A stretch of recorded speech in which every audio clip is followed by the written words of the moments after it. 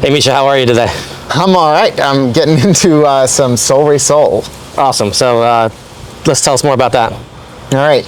So Solresol is a musical language. It's a constructed language by Francis Sutra in the 19th century, and it was created as a universal mode of communication with some interesting features, namely that its primary mode of communication, instead of words like we have, is in notes.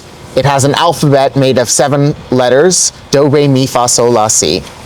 And those letters can be performed either as musical notes, do, re, mi, fa, sol, la, si, or as hand signals, do, re, mi, fa, sol, la, si. All right, so let's unpack that a minute. Or colors. You said universal. Is that like Esperanto? Sort of. Esperanto is a similar concept where it's designed to be a language for different people from different walks of life to communicate. But Esperanto is different in that Esperanto is actually based on other languages. It's designed to be easily learned by speakers of Romance languages or people who are familiar with them.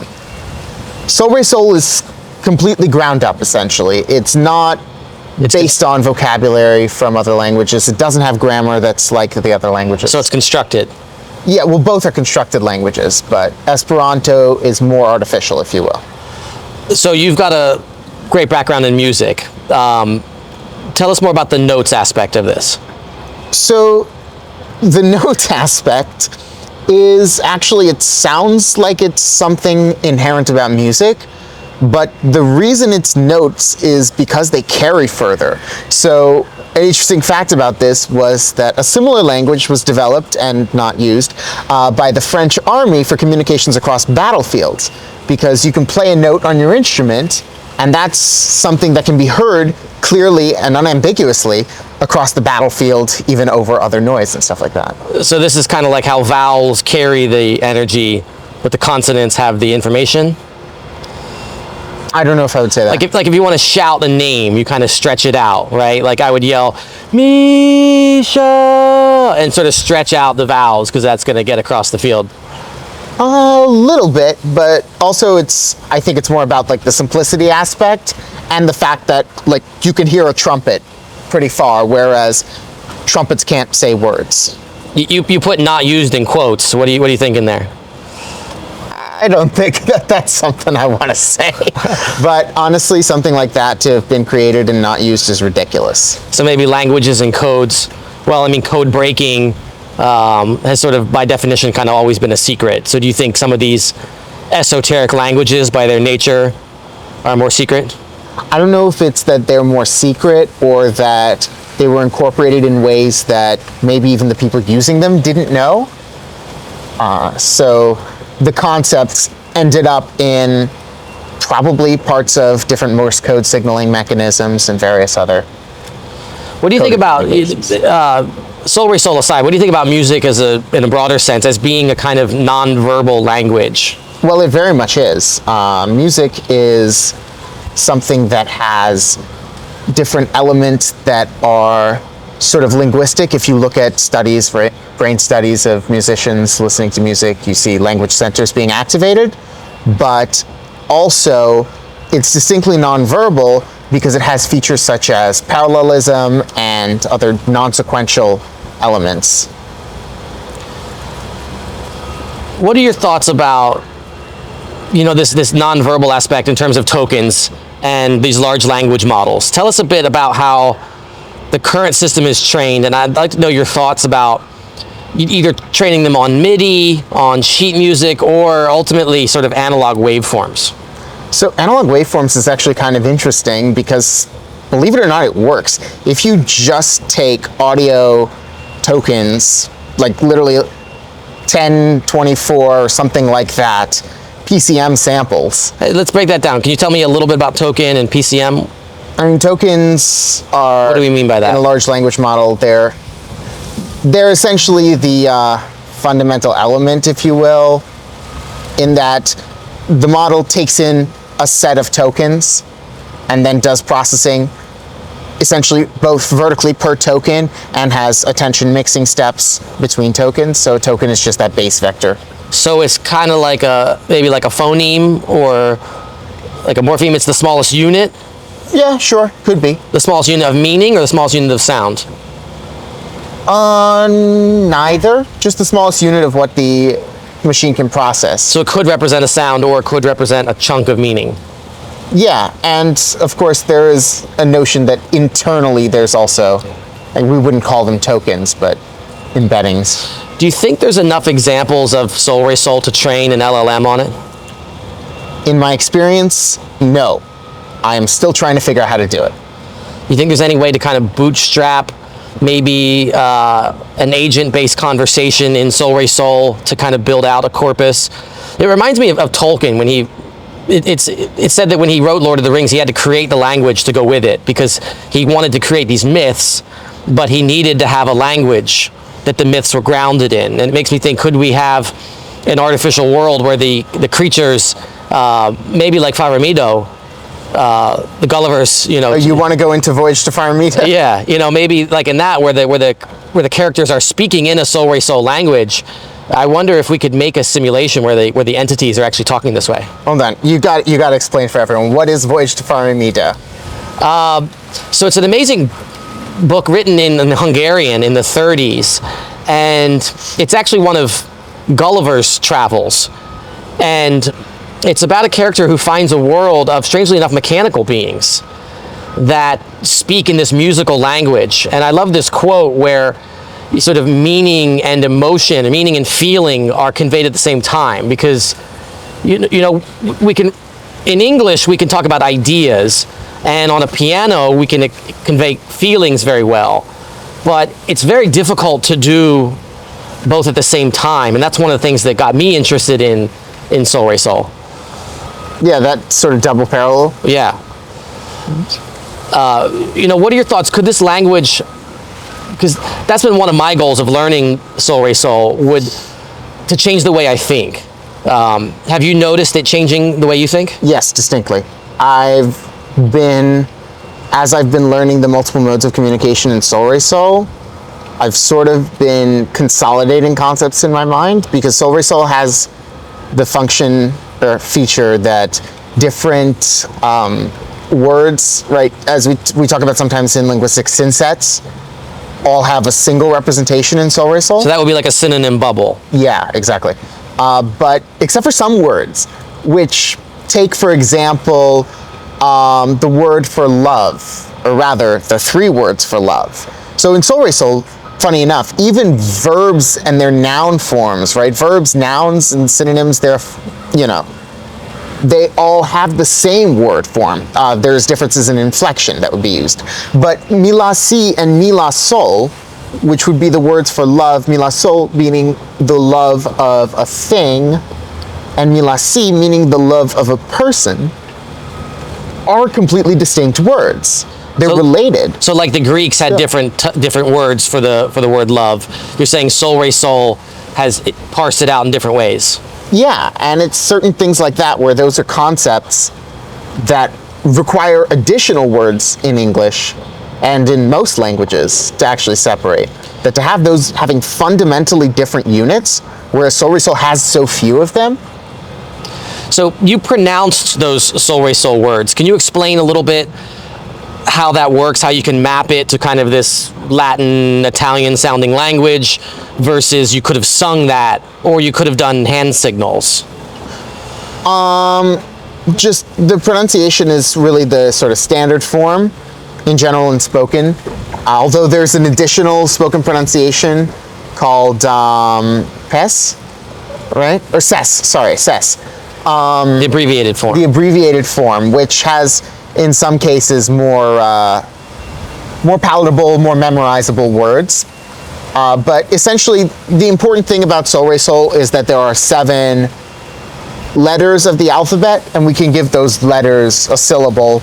We use the syllables of solfege, do, re, mi, fa, sol, la, si, but they can be anything. So in English, we have 26 characters, but there's 2 versions of each character, uppercase and lowercase. So Solresol has 7 in the alphabet, but there's multiple. Well, how many representations for each character do we have? So, hold on. Versions and representations are a bit different. Because in Solresol, we do have additional inflection points, which when you see written Solresol, there's very different conventions. for how to represent those inflections. Like capital letter has an actual meaning, but as far as different ways of writing them, think of it more like different fonts. So we've got color, we've got the musical score, we've got notes, color. There's this really cool like glyphs, essentially, right? Looks like an alien language. Yeah, I love it. I have a painting that I made on my wall. When I first saw those glyphs, they seemed impossible to internalize. But when you actually take a small amount of time, they started to actually make sense. And they chunk really easily too. That's why I like them, and that's why I actually, when I was starting to learn the language, I started using them quite a bit. Do you think, assuming that we were both sort of fluent in this language more than we are, could we have a conversation like this with pianos? Do. So that would be yes in Solresol. Interesting. Have you seen Close Encounters of the Third Kind? I have. What an awesome movie. What a phenomenal score. Did you know that I actually went to the Library of Congress and I found the score for it, handwritten in John Williams' own writing, and you should see the kind of like wacky symbols he puts in there. It's hilarious. There's this weird part where he's almost like drawing half music, and then he says, "John, figure this out." And it's interesting how we have this sort of implicit language in how we write music that we can convey from John Williams to the arranger that, hey, here's the ideas that I want. You use your actual sense to parse this weird thing that's in completely non-standard notation, and yet most musicians would be able to figure out without having ever learned it. I've heard Hans Zimmer has sort of similar notations for his scores. You know, in Close Encounters, it's sort of strikingly like Solresol. And as we were talking, it reminded me of Feynman. He made up his own symbols for mathematics. And he said something like, when he realized it was difficult to explain them to other people, so he went back to the conventional. And in his notes, he put that my symbols came from too far away. Do you think that Solresol is too far away? You know, what hope is there that we could get a large population to internalize these representations? Maybe more than you'd think. I think it's probably possible to subversively insert them into people's minds in the same way that we can, say, subversively insert certain concepts into an LLM based on context. But as far as actually getting into common usage, doubtful. It's more of an experiment. So let's go into that more. So you're suggesting that you could sneak this into people's mind. Do you think somehow music or Solresol gives us access to other mentalities or modalities that our mind might operate in? I don't know. I'd like to see if it does. How about you? Have you ever actually experienced that?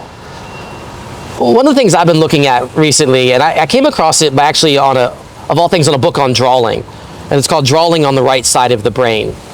And it's amazing, the author in teaching... Sorry, drawing? Drawing, as in like drawing. Sketching. Yeah, drawing on the right side of the brain. And in teaching people how to sketch, the author realized that people think very differently. And it wasn't that people, because as a non-artist, I always think it's that my hand is not good enough. And she realized it's your eye, and not your physical eye, but the way we perceive the world. And one of the techniques is she would get people to put the portrait upside down and things like that to kind of break out of the way we see things normally. And it's a fantastic text. You know, particularly the introduction is a really great overview on the different ways this sort of classic left and right hemisphere part of our brain operate. And I suspect that music might be a modality that another part of our brain is utilizing. Seems plausible. You were talking about the drawing, though. What about split brain patients? Because I know that's like a lot of these studies. Right. It's one of the things that took me into that area of research, particularly this idea that I really like, confabulation. And it's kind of related to these AI models that hallucinate now. But basically with the split brain patient, they'll show stimulus to one side of the brain or the other, using carefully lining up their vision. And things that you see in this part of your visual field will go to this hemisphere, and things that are in this part of your visual field will go to that part of your brain. And so you can get these interesting experiments where people will report things that they don't have conscious awareness of. But if you ask them to draw it, they'll answer the question accurately as a drawing, but they can't speak the right answer. So somehow, some part of the drawing part of their brain knows some knowledge that the language model doesn't know. That's interesting. But actually, the word confabulation is a weird one to use there. Like if we break that word down, fabula is like a story. It's to create a story with it. Right. Why is that the word that we're using to describe this? Well, it seems like part of our brain is just sort of, it's like in the captioning models. You know, we're just making a caption up for the experience that we're having, but it's not actually connected to that experience. It's sort of doing it the best that it can. And so I wonder, you know, if we could give people access to something like Solresol, would they have access to different parts of their mind? Would they have access to it? Or be able to report, right? In consciousness studies, they talk about reportability. Yeah. And it seems like people that are fluent on the piano can report their emotions in ways that we can't do that, right? Not with language. I mean, I don't know. Like, I certainly am not very good with emotion, although I could play piano decently. But you're not musical, though. No, not as much as I Although you wish I could do would. that tooth and throat singing. Yeah, well, you know, it's funny. Long before Solresol, I had read some interesting things about polyphonic singing and getting to these harmonics. And ancient world, people thought that could get you to different kinds of consciousness. And with if people aren't familiar with this tooth and throat singing, you kind of can get two notes at once. Demonstrate. In a minute. And that made me think, do you have two voices? Right? Can you sort of have this chorus of one, this idea of sort of many selves? That's one of the things that drew me to that. Come on, we got to get a demonstration for the video. All right, well, let's see.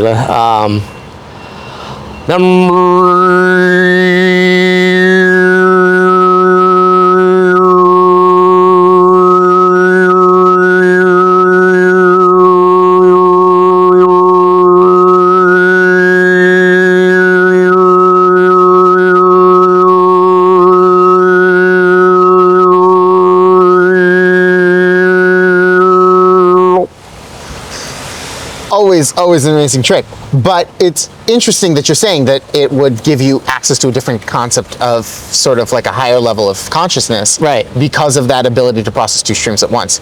And I've always been talking about, sort of at least recently, this idea of the fact that large language models, remember we were talking about tokens earlier, are not sequence models.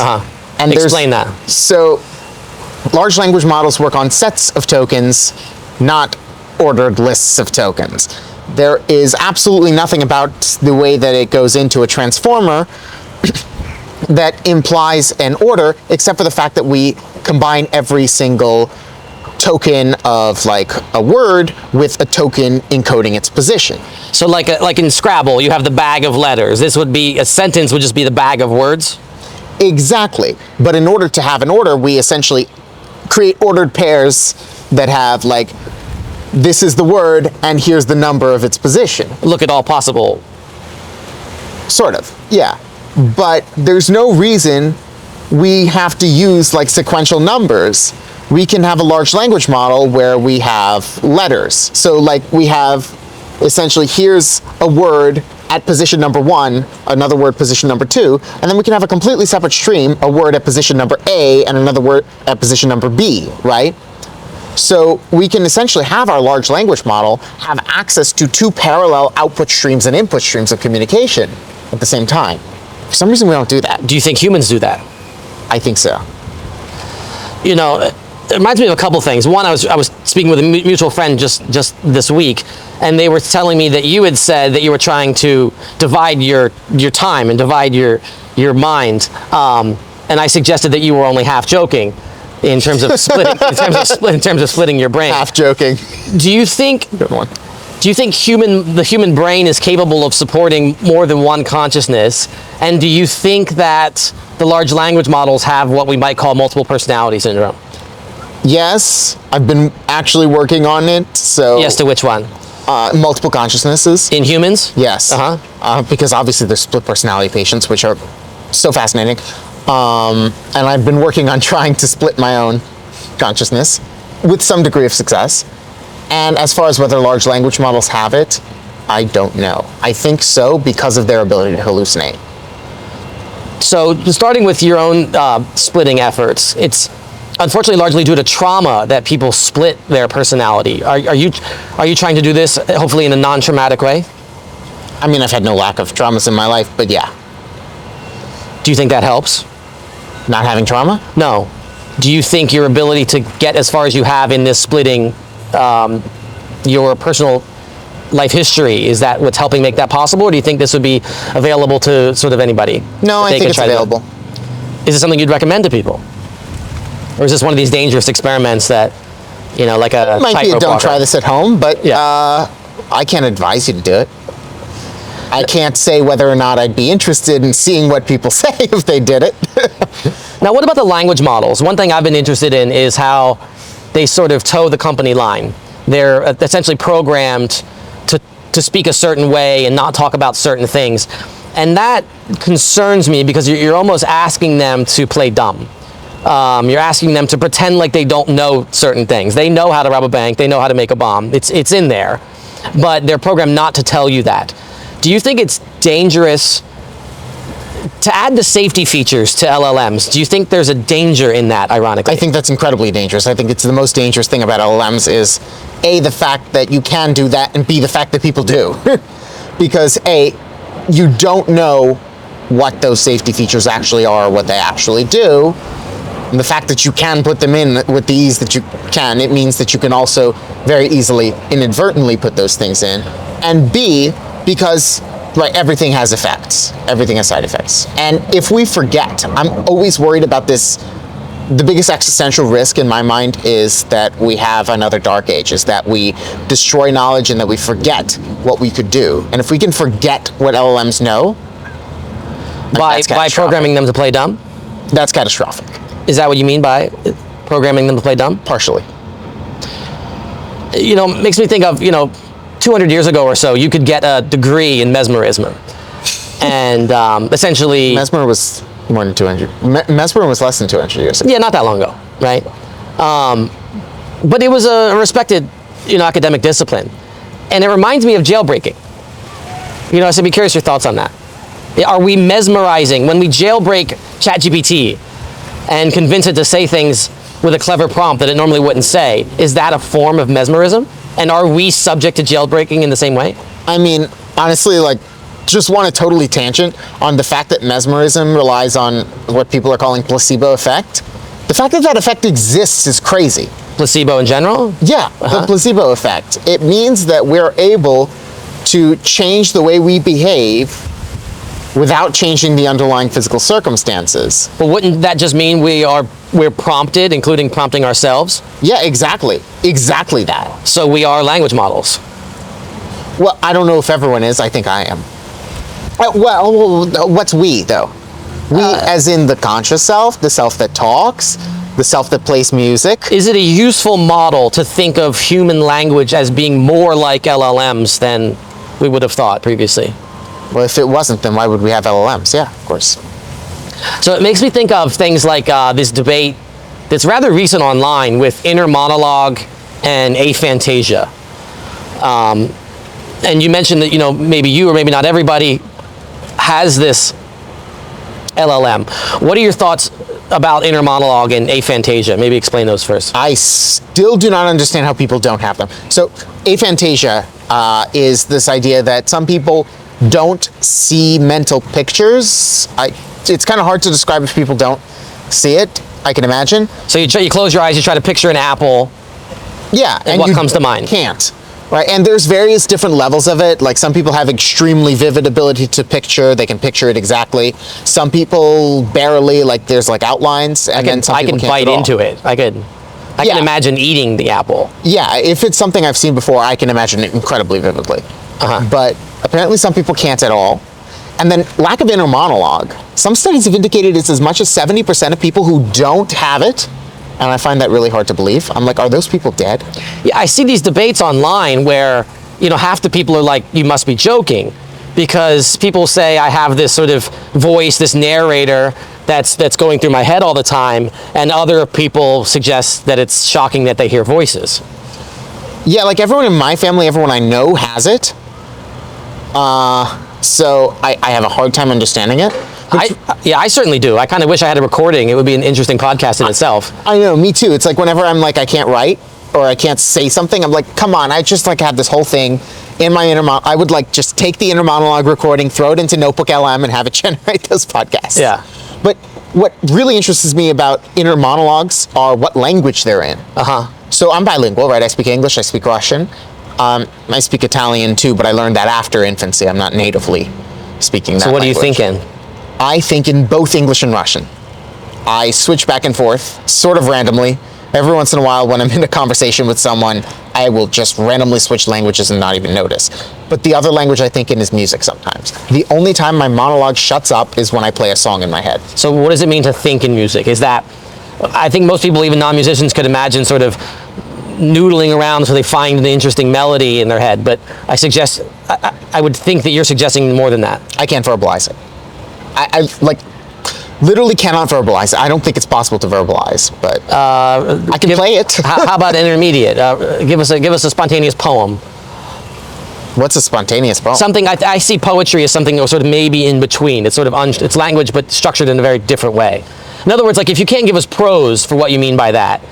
I literally can't give anything in English, anything except music, of what I mean by that. Interesting. So you'll have to soundtrack this later. Yeah, it's a concept that only exists in music. It's just hard to describe. One of the things that drove me to Solresol a few years ago when we first started looking at it, before the chatbots came out or were popular, they were around but not had gone viral, was to think of a language that was sort of halfway between the machines and humans. That English is probably quite difficult for the machines to learn, and Solresol was rather difficult, or it sort of might be halfway between the machines and us. What are your thoughts on that? I mean, I think I was very, obviously I was very in favor of the idea back when we were first talking about it, and the whole teaching humans to talk to robots so that they don't even realize that they know it. For some reason, one of those fundamental assumptions must have been wrong. I'm still not sure which one. So, obviously you've read Isaac Asimov. Of course. In his robot series, he talks about, and in Foundation, obviously his famous 3 laws, follow instructions, don't hurt yourself, and make sure you do what people tell you to do. But then later he has this 0th law of protecting humanity.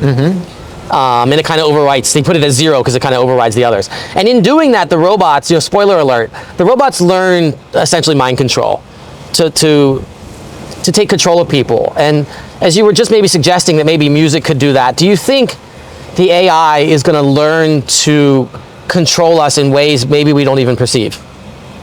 I don't think it's going to learn to. I think it already does. And I think that that's inherent in any system that can communicate. So tell me more. What are your thoughts? It's like the thing with the metronomes. You know how if you put the different metronomes on the table, they'll eventually sync up? They'll sync up, yeah. There's nothing willful necessarily about controlling others' minds. It's an emergent phenomenon that the minds synchronize. So, I mean, the term has a lot of connotations in other sense, but this enslavement principle maybe from dynamical systems. Isn't it interesting that it's called enslavement? Yeah. But sort of the way lasers, go into a coherent state. Exactly. Do you think that the machines and humans will just kind of synchronize that way? Yeah, I find, and I'm still trying to collect data on this, that since LLMs have started becoming more and more prominent in the information that we receive, I think we've started talking more like them. I've seen human LLM sort of contests, and the interesting thing is humans are often rated as less human, coming from ChatGPT. Right. Right. The fact that ChatGPT can be thought of as human makes sense, but the fact that humans are increasingly thought of as ChatGPT doesn't. unless you accept that it's influencing us. So I really like this idea that the singularity was a long time ago. Curious your thoughts about, it took a long time before we could have machines that could input and output English, right? These language models. But we had machines that could input and output music hundreds or even thousands of years ago. And we don't have them today. Yeah, what are your thoughts on that? Where did they go? I'll let you answer that one.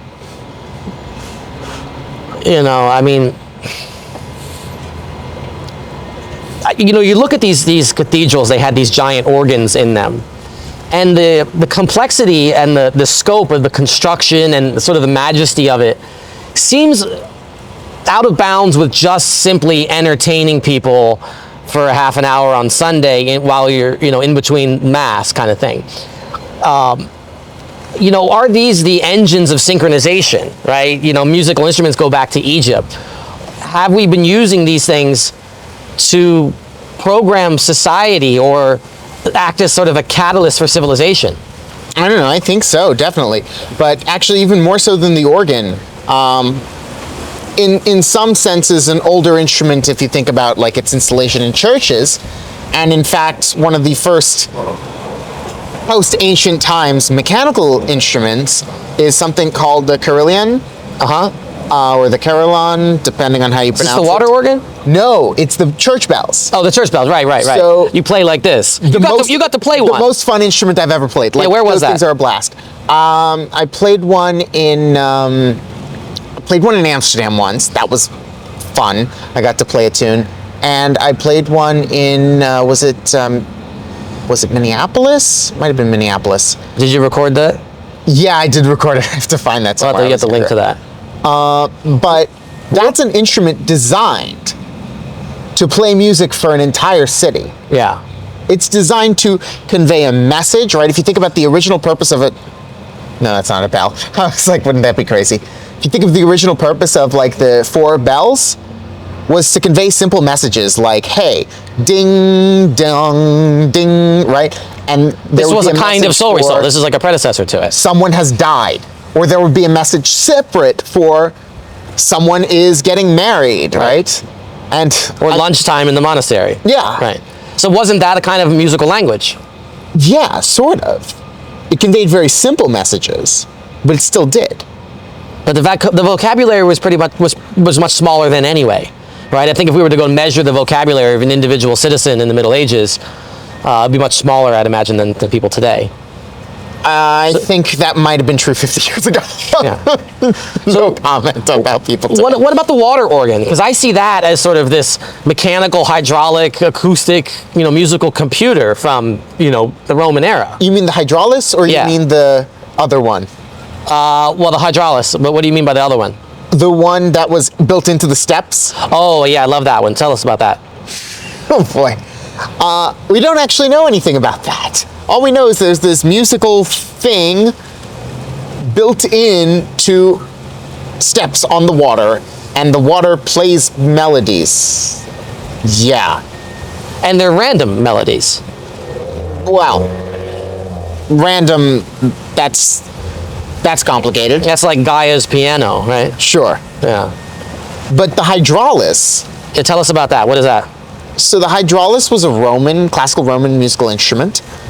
And it essentially, it's like an organ, but instead of having, wind from bellows running, you had water running across, and it was still pneumatic and things like that. But I don't know, there's something so strange about that instrument, about how advanced it is for the time. Exactly, advanced. That's what I was thinking. And I came across this term years ago that I really liked, and it was technology of enchantment. And do we believe that these things were just simply for fun, to enchant people and entertain them? Or are these kind of the tip of the iceberg to a larger technological reality that's not really available or obvious to regular citizens? The fact that you use the word enchant should somewhat answer that question, right? Yeah. What is enchant? Right. Right, enchant means to literally like, I don't even know how to say. Well, it's back to this idea of sort of controlling people's mental state, right? Yeah, it's like literally like, like they chant. like, like the witches and everything. So we've been thinking a lot in general over years about programming languages and the brain, and we were just looking this morning at John Lilly's book on the human biocomputer and programming and metaprogramming the human brain. And I'm curious your thoughts. Do you think the brain or the mind is a program? Is it meaningful to say it's a programmable object? Yes. Anything's a programmable object as long as it can be reconfigured and do things. So do you think music and or English are the programming languages for the mind? English I'm using as a substitute for human languages. The interfaces. Say again? No, but I think they're the I/O mechanism. So what would be the difference between the I/O and the programming? Well, it's the same as the difference between a keyboard and C++. So do we have access to the equivalent of C++, or do we only get the keyboard? Who's we? Us. Who's we? Regular people on the street, right? No. Can we program our own mind? People who don't know how to, not a chance. I mean, they can inadvertently.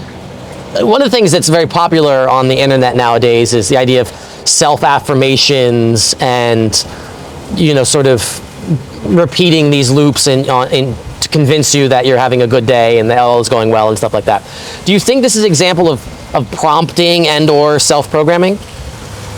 Yeah, have you tried it? Yeah. Can you tell me about your experience? I've had a very positive experience with it. It reminds me of an expression I heard recently that if you can be in a bad mood for no reason, you can be in a good mood for no reason. And I found that I can often put myself in a good mood simply by prompting myself to be so. Yeah, but it's definitely a skill. Have you tried it? Yeah, I've tried it. I've done it plenty. I still do it sometimes, but I actually went a little too far once, and I'm now terrified of that. And what happened? I was able to erase parts of a memory. It was an extremely traumatic memory. So I'm happy I don't have it, but also it left just a fear left in my mind. So this sounds like messing around in the BIOS, right? So maybe you could get some boot failures. Yeah. Oh, talk about boot failures. So, way off topic, but the old Apple, like the G4 and everything, they had that Apple Open BIOS, or what was it called? It was Forth. It was Forth. Yeah. It was under the hood. At the very boot up of the computer, it was Forth. Yeah. Did they know what Forth is? I think we should. Well, so was the one laptop per child, was also Forth. Yeah, that's true. That was explain the original one. Explain Chuck Moore and Forth and how that got started. So Forth is like a programming language with only one construct. I think we talked about this in the past, but the only construct is words, and everything is a word, and everything is defined in terms of words, and it's both very low level and very high level. So no special symbols, no curly braces, anything like that. Not inherent to the language itself. Just words and spaces. The crazy thing is it has absolutely nothing to do with any of our current programming languages that we use, although Forth is still used and has an active community. I think we just found a video on it earlier. Right, and I believe they flew the Hubble telescope flew Forth, and some of the landers. Yeah, I think all the landers do, except for the newest. So it started for radio astronomy and controlling the radio telescopes. Was that how it started? Yeah, it's one of the oldest computer languages, and it's interesting. It's been described as a high-level and a low-level language at the same time, and I thought that was like kind of really interesting. Because it's almost an oxymoron when you think about most programming languages. Why do you think there's not a larger Forth community? I don't know. I'm too young to answer that question. Because the people who know Forth, they seem to almost have a religious type respect for it, and it's almost kind of a high priest kind of cult following. A little bit. But I had studied computer languages for a very long time before I heard of it, even though it's back with Fortran kind of thing. But Forth is before your time too. I mean, Forth is really old. I think it's one of the second or third oldest languages still in use. So you told me about Forth. I think I'd seen it once before, but never thought anything of it. How did you find out about Forth? Oh, that's a good question now. I'll have to try to remember that. I can't quite remember how I came across it. Right? And what's that book? I forgot what it's called, but where chip designers actually used Forth to design chips. They had like one of the earliest VLSI programs. Carver Mead has a text on it, and the diagrams are strikingly similar to what Chuck Moore shows. But the threaded interpreted languages, that's the best place to start. That's a sort of a classic text on it. Yeah, threaded interpreted languages, starting Forth and thinking Forth. Well, thinking fourth's a little more theoretical, but I highly recommend it. So fourth reminds me of Solresol, and we've tried to combine them in the past. With some success. Yeah, I still dream that we're going to program a computer on a piano. But I often think it's one of these languages that has a quite steep learning curve, but once you got over that, you'd kind of be in this rarefied space where you could think differently. Oh my God, do you remember when we did the presentation for the class and I presented my, or was it the lab meeting presentation? I presented my Solresol fourth and the documentation was in Solresol and no one could understand it. Well, I tried to map it to flavors, and I remember you made a cake that apparently had a message in it, but that was a little too much for me to I can't decode. even remember what the message is. Yeah. I remember the cake. I remember how it tasted. I remember it was lime, lemon.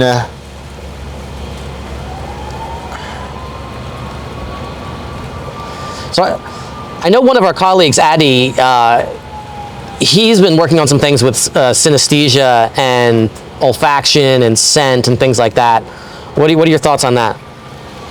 I mean, I think it's worth talking about the book that you just told me about, this short story called Cabin Boy by Damon Knight. Oh yeah, tell us about that. It's a hard one to find. I think you can find it in an anthology called Far Out, 13 Science Fiction Shorts. Damon Knight? Yeah, Damon Knight. And if you find that book, you might find it in a library somewhere. It was definitely hard to find. This story is about two people and one cabin boy, although he's not actually a boy, nor is he in a real ship. These are not humanoids. He's actually like an egg-shaped, transparent, semi-transparent figure that almost like an amoeba, kind of like an amoeba, jet propulsion, right? Maybe like a cellular life form, but on a larger scale. And communicates with scents. With scent. Yeah. With smells. Right. So he gets into a lot of trouble, annoying the captain with bad smells, right? Yeah. Yeah. That's like instead of making loud noises, he makes loud smells. So is this like a very sophisticated fart joke? Well, they did say, I forgot what the quote is. Great, now you can go and tell everyone, I wouldn't tell anyone that you've just taught a giant egg to count using controlled flatulence, I believe is the line. So, highly recommended. It's a short story. So what do you think is the future of human language? I used to think that English was good enough for Chaucer and Shakespeare, and we'll be fine with it, but I don't think that's the case anymore.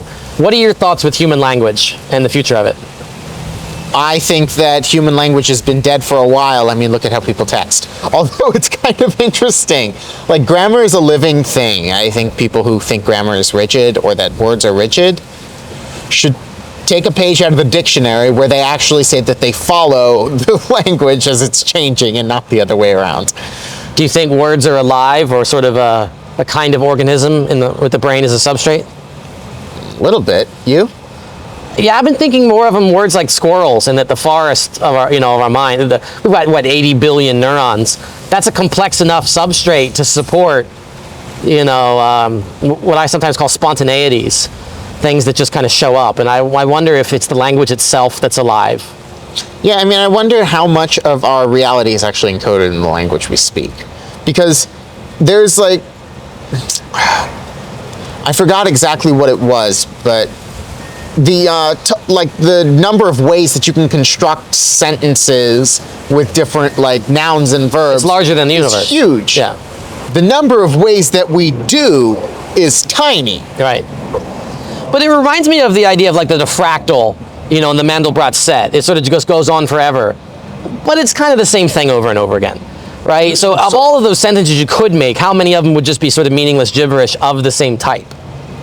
Yeah, but why do we call them the same type? Because we would classify them all in a big bubble as nonsensical sentences. But why is it? What is it about the size of the bubble relatively that we classify as nonsensical, and also the structure of it? So do you think meaning is unbounded? I think meaning is bounded. Right. It reminds me of Gregory Chaitin, and he talks about naming really large numbers.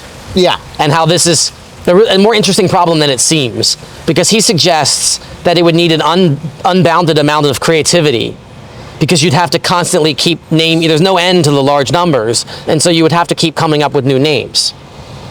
Is that related to all these different sentences? I don't know. That's an interesting thing to think about. I hadn't connected those dots.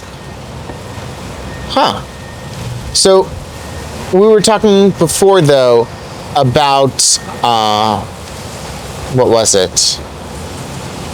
No, I'm down to number squirrels. Yeah, the squirrels in the forest, right. I love the expression squirrel. Peanut It's the like, look, squirrel. Peanut the squirrel. So squirrels, I wonder why you said squirrels and not ants. Well, it reminds me of that the cartoon where squirrel, with the little dog, being distracted by something. Well, I like the squirrels, because they really live there, right? They build homes and things in a way that I think is a little bit above of the ants. Although we could get into ants too, because I'm maybe more fascinated by them, and they have their own language, like Cabin Boy. Yeah, that's Cabin exactly Boy, why. They have an olfactory language. And they kind of look like the eggs. But I just mean squirrel in the sense that it's like a critter that runs around and kind of lives there in a larger sense. Yeah, but the thing that's like the biggest sort of difference is that ants, we give less significance to their individual intelligence and more to their collective, whereas squirrels don't really have a collective intelligence. Right. Although Well, they do individually with they are with the intelligent. forest, though. That's the thing. If we look at the forest instead of the trees, part of the mechanism is they forget where a large percentage of the acorns are buried, but that's actually beneficial to the production of oak trees. Wrap up. We can't live without the planet, right? Can language live without humans? It seems like the LLM is kind of bifurcating and breaking off. Do you think we're going to send it might be the LLMs that make it to the stars, right? This idea of a von Neumann probe and little tiny spaceships go near the speed of light, microscopic spaceships. But in probably a decade or so, we'll be able to put an LLM on a grain of sand and ship it out at a significant speed. Will it be the language that makes it to the stars rather than the primates themselves? You know what? I think that's a good question to just leave it at. That's something to think about. All right, next It time. was great talking to you. Misha, always a pleasure. Always a pleasure. Talk to you soon.